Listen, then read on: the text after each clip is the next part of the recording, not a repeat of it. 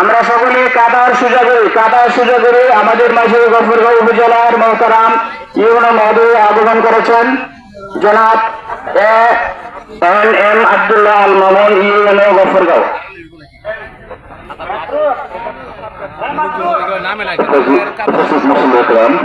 আসসালামু আলাইকুম। আপনার ইতিমধ্যে অবগত হয়েছেন গফরগাঁওয়ের প্রখ্যাত আলেম হযরত মাওলানা মাহমুদুল হাসান সালমানি সাহেব গতকাল ইন্তেকাল করে হয়েছেন।